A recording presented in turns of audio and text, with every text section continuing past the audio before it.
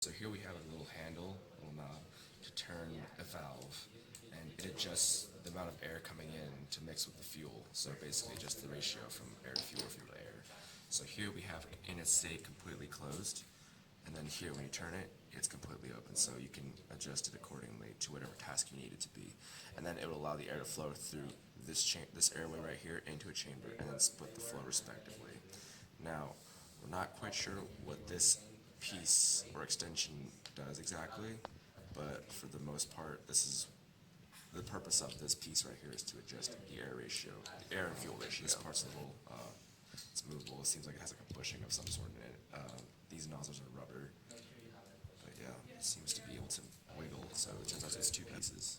So yeah, air comes through here, into here, and respectively splits up. Cylinders are pulled in and pushed out. They connect to these, which will in turn connect to these pins, which are in them here.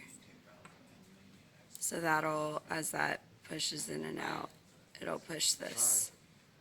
And then that will in turn connect to these little cylinders, which will push in and out in order to spin the camshaft, which have two extrusions that will, as the pins push in and out, it'll turn the The shaft. combustion is what's going to push the piston out, creating the suction, and then moves these valves in their synchronized motions.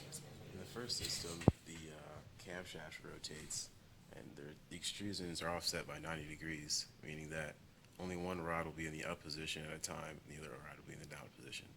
This allows the valves to alternate in the open and closed positions so that only one valve is open at a time. In the other system,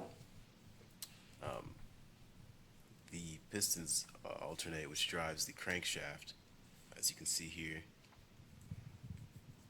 And these two systems interact due to the geometry of these two gears. And these two gears interact, as you can see here.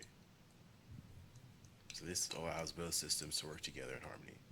So as the pistons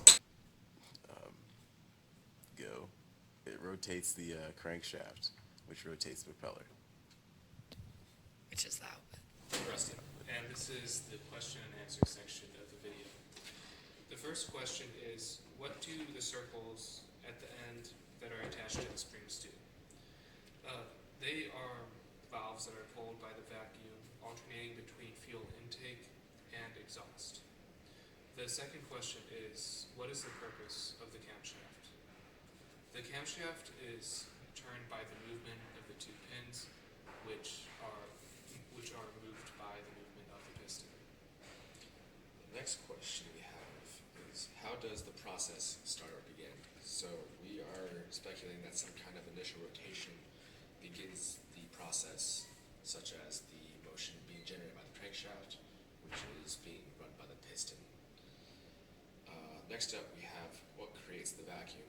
So in the mechanism that we disassembled, you have a small chamber where two caps are